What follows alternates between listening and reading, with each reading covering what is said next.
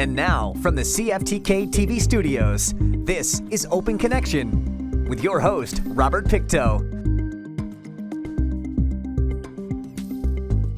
Welcome to Open Connection with your host, Robert Pictou. Our show today comes to you from the traditional and unceded territory of the Tsimshian people. Stigma Free Society is a nonprofit that offers educational tools and leadership that foster awareness of stigma, providing pathways to change. On today's Open Connection, we continue the conversation on mental health. I'd like to start my personal story when I was 16 years old. At this time, I was unlike a lot of kids because I wasn't going to school. I was drinking every day, doing drugs all the time, and my boyfriend at the time was even an armed robber. It was not a good life to be living. So I wanted to change that life. I gave my mom a call, who lived on Vancouver Island, and I was in Sudbury, Ontario at the time. She managed to get me a ticket, and I had my whole new fresh start, leaving Ontario and heading to Vancouver Island. Things were great for about a year, and then me and Mom started fighting quite a bit. She ended up in a psychosis because my mother has bipolar disorder, where she was believing things that weren't real. It was difficult for me because I didn't understand bipolar disorder, as my family never talked about it when we were kids. As time went on, we would fight quite a bit, and eventually she kicked me out of the house at the end of grade 11. It was a really tough time, except I was very lucky. My boyfriend's family took me in for a couple of months, and I got a job at Subway Sandwiches where I made extra cash. I worked super hard in my grade 12 year. And I did something a lot of people thought maybe I couldn't do because I was on my own, which was I graduated. Not only did I graduate, but I garnered $10,000 in scholarships and bursaries. And it was an amazing opportunity because I had my early entrance into the University of Victoria. I had no idea what I wanted to take in the first couple of years, but in my third year, I found a subject called political science, the study of politics and government and power. My friends thought I was an absolute nerd for liking this stuff, but for me, it was amazing, and it really interested me. I had my degree in political science after a few years, and an entrance job to the government, which was absolutely amazing. Or so I thought, for about 6 months. And then I started feeling restless, bored, and I just had to change things up because I wasn't happy at all. So I did something huge. I sold all of my belongings, and whatever I had left, I put into my little green neon car, and I decided I'm going to drive across Canada by myself. I remember going through Banff and the prairies, which were completely straight like this, but it was still enthralling. Where do you think I'm heading if I'm going to the hub of politics? Ottawa was the place. It wasn't a dream life and a dream job that found me in Ottawa. It was actually bipolar disorder. For instance, I was house sitting for my friend Kim, and I was composing emails. Not a big deal, right? Then all of a sudden, it felt like there was lightning in my fingertips. I had this overbearing outburst in my brain to just write. The creativity was flowing. So I opened up a Word document and I wrote for 3 hours straight, 33 pages, single-spaced. And I named this document something brilliant. I named it The Next Federal Election Strategy to Make Andrea Paquette Prime Minister. It was grandiosity. I was having these big, inflated thoughts that weren't possible, and I didn't think anything was wrong. I thought, wow, I'm destined for great things. I also started to act out of character and go into coffee shops, start randomly talking to strangers and asking them if they wanted to have coffee with me. I was overly connected, overly happy, and I just wanted to talk. And during this time, I experienced something a lot of people don't talk about, which is psychosis, seeing things, hearing things, and believing things that are not real. Would you believe it if I told you that I saw a globe form in front of my face, as real as I could touch it? I was having a hallucination because my brain was sick. However, I couldn't tell the difference between reality and non-reality. Open Connection will be right back after these messages. And now, from the CFTK-TV studios, this is Open Connection with your host, Robert Pictou. Thank you for staying with us. Developed in Memphis in 1988, the Crisis Intervention Team is recognized as a gold standard in the United States in police response to persons in mental health crisis. This model has been adapted and improved in some areas in BC. Let us return the conversation as Andrea shares how law enforcement guided her to the help she needed. I remember there was a loud knock on the door during this time, and I was quite startled. But I went to the door, looked through the people, and guess who was there? Absolutely nobody. I was petrified. So I grabbed my cell phone, locked myself in the bathroom, and called 911. And I told the operator that somebody was trying to break into the house because this felt as real as my everyday life. An officer came in about 20 minutes, spoke to me for half an hour, and he looked at me very kindly. And he said, "Andrea, I'd like to call you an ambulance so they could take you to the hospital and you could talk to a doctor because I think you're experiencing mental health issues." I waited at the hospital for over 6 hours, but I'm really glad that I stayed. I had the opportunity to speak to 2 psychiatric nurses and a doctor. They would ask me questions like, what is your name? Where are you from? Who is your dad? Just baseline questions to see where I was at. I'm like, my name is Andrea Paquette. My dad's name is Raymond, and I'm from Victoria, BC. Why? They just wanted to see if I knew what was going on. And these baseline questions, well, I was very articulate, so they were going to let me go. However, my last 2 friends came to the hospital and they convinced the doctor to keep me. I will always remember this nurse coming up to me, putting her hand on my shoulder and saying, "Hun, you're coming with us." And that was my first hospitalization at the age of 25 years old, and soon I was diagnosed with bipolar disorder. I ended up spending all of my money because I was in a psychosis, thinking that it was being magically replenished in my bank account. As well, all of my family and friends were in British Columbia, and me being in Ottawa at the time, I was mostly alone. As well, I lost my serving job that was getting me through because of my strange behavior. And lastly, my roommates took my key because they were afraid of me, because I had a mental illness, and the hospital became my home. I was very lucky though, because I had a wonderful experience with a social worker, and she sat down with me, assessed my case, and said, "Okay, we could give you $400 for a place to rent, but you have to get this form signed by the landlord, and then we can help you." I called this lady. She was really kind and nice, and she just said, "Hey, why don't I give you a ride from your house because I'd love to show you the room that I'm renting." And I was like, "That is so kind of you." And then I realized my home is the psych ward, and how well would it go over if Heather picked me up there? Say if it was a different situation and I sprained my ankle, how would it go over then if I was to be picked up at the hospital? I told her I lived down the street from the hospital. She came and picked me up. She was very approachable, and I decided I'm going to tell her my story. She looked at me and she said, "Andrea, I think you would make a great roommate." Oh, finally, I had my place to live.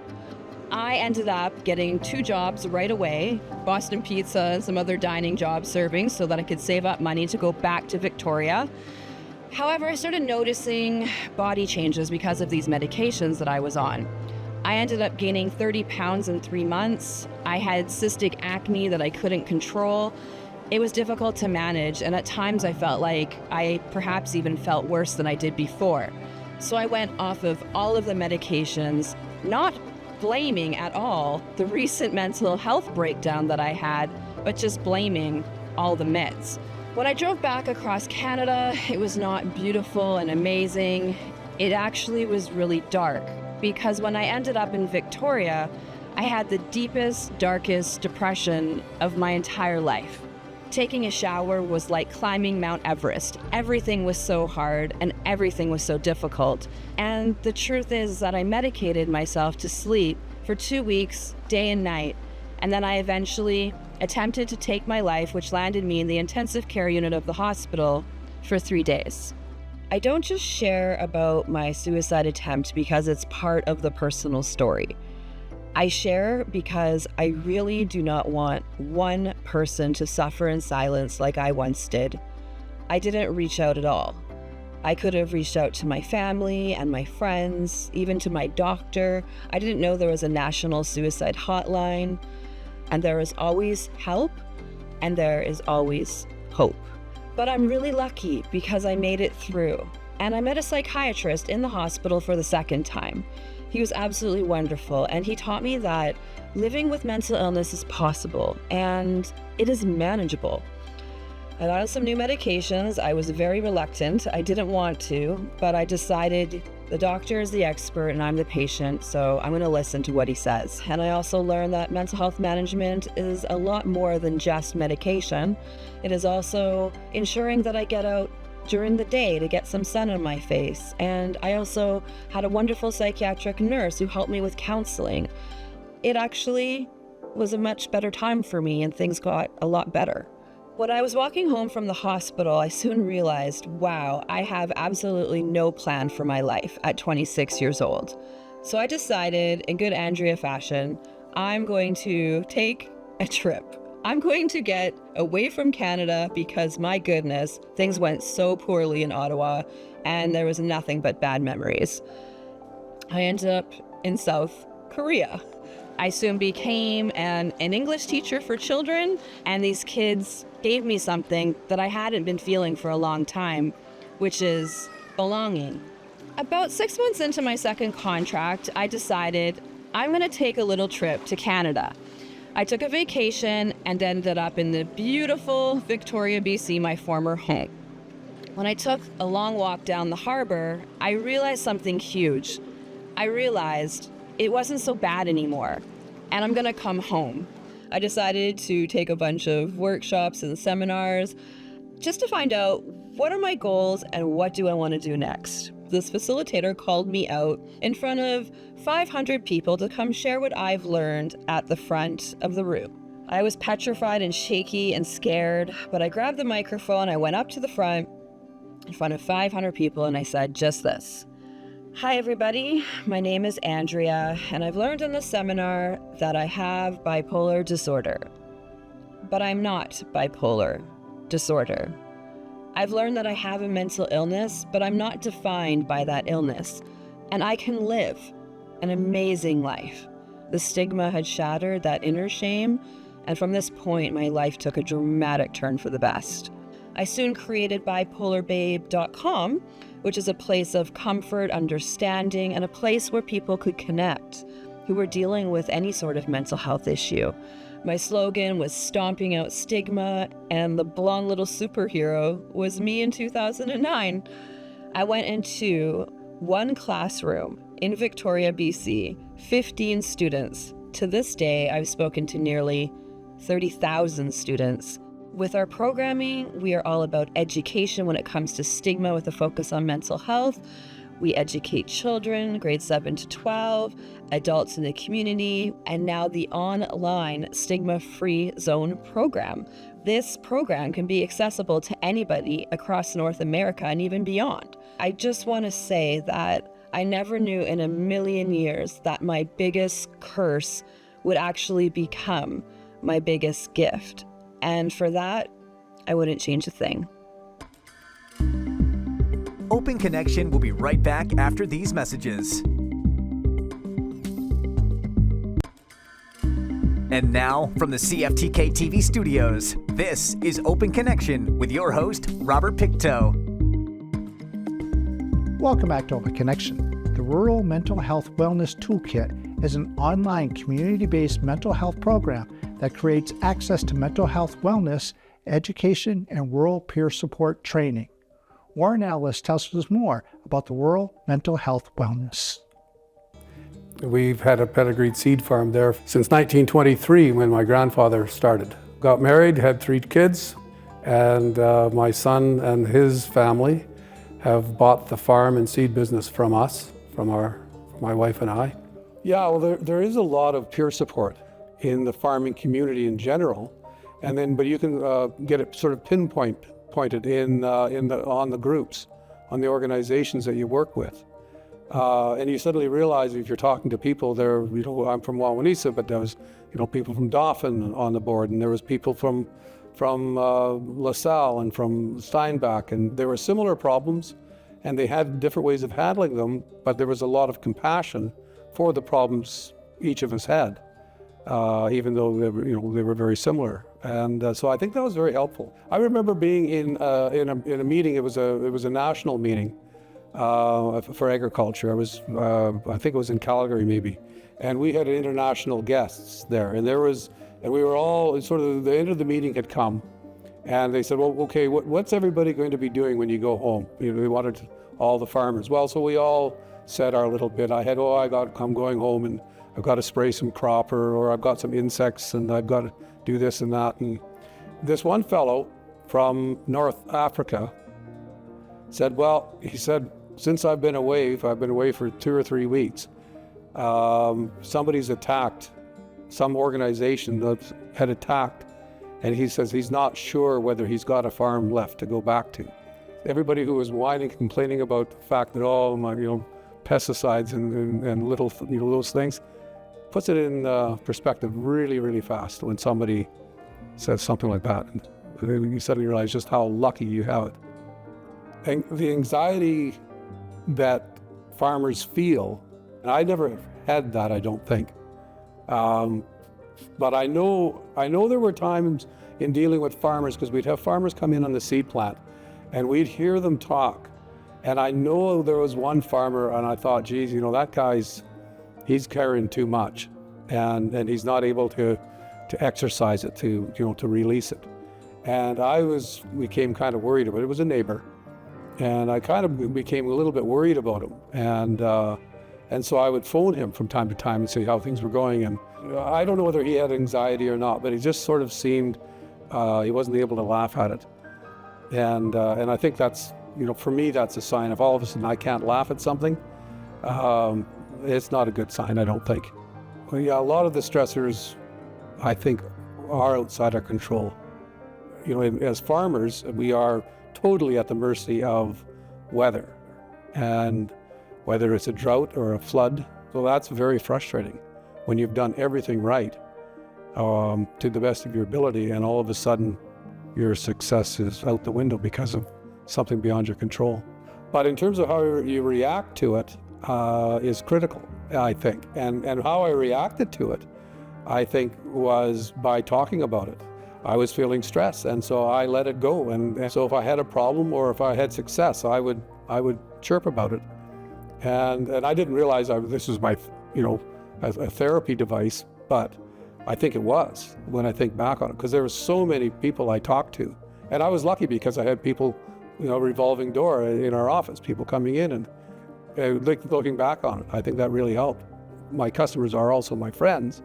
I would share the troubles of the day. And so, the act of exercising those problems, even though they couldn't help me out, just the act of sharing and exercising the problems was, I think, really, really healthy for me. Open Connection will be right back after these messages.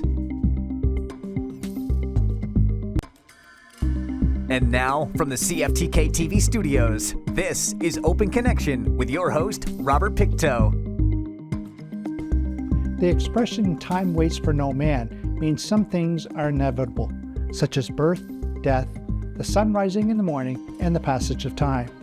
No man can control such inevitable natural phenomenon or facts of life. In this final segment of Open Connection, Warren shares how planting season affects rural communities. We would get up to 50 to 60 trucks a day coming in to pick up lots of grain. Plus we had our own farm that we're trying to plant. And we had all this old equipment that didn't run just exactly when you wanted it to. And it sort of seemed like there were days where all the troubles all of a sudden descended on you on one day. All of a sudden nothing is working, and you get a buzzing in your ears, and you can't hear anything, and you can't say anything nice to anybody anymore. And it just gets to a point where you gotta walk away from it. And so that's what I would do from time to time. We have a little pond about a quarter of a mile away, called Bulrush Pond. There's the peacefulness of that pond and the valley and then the trees. And I think it gives you perspective. And plus a little bit of quiet from the buzzing of all the noise of the machinery that's roaring around and the people yelling and all the excitement that goes on. Being back from that was very peaceful, cathartic, I suppose. There's a definite stigma attached to mental health, and it stops people from talking about it or even admitting it to themselves. And I think farming is really set up to fail at good mental health because we're all isolated by our farms. The next neighbor over is, a mile away. And of course, then you just load on all the stress that they have. And then there's this sort of macho man thing where, well, we don't talk about that stuff because I'm a man. And that's, you're doomed to fail if you have that attitude, if you can't, just let it go and not let your ego, stop you from admitting, when things are getting tough. A message that I would want to send anybody who's struggling, I think, is to talk to somebody. Don't let it build up to a point where it is not manageable. Next time you go by your neighbor, just say, things aren't going great at my farm. It doesn't have to be a great confession. It's just enough that you release a little bit of pressure and you share it with somebody. I mean, there's all sorts of people around. You just have to see them and to talk to them. The reason why I wanted to be a part of this, I think, is the fact that I recognize that there are people who have a lot of trouble in this area, and there's a stigma attached to it, and we need to talk about it. And I've had actually 7 people commit suicide in my life, and 3 of them were over 50. It's just it's a tragedy because it's not necessary. It's a horrible thing, and it's not necessary. We need to look after ourselves better somehow and care for ourselves and each other. There's nothing wrong with having pressure, particularly in this world. My gosh, there's so much going on in this world, on your farm as well. And, why on earth would anybody be able to handle that by themselves? It's an unreasonable idea that you could actually handle all the troubles that are going on. So if somebody can be helped by, me sharing, then that's all that matters. Thank you for joining us for this episode of Open Connection. The greatest distance in the existence of man is not from here to there, but the connection from his mind and heart. If we can conquer that distance, we can soar like an eagle and realize our immensity within. I'm Robert Pictou.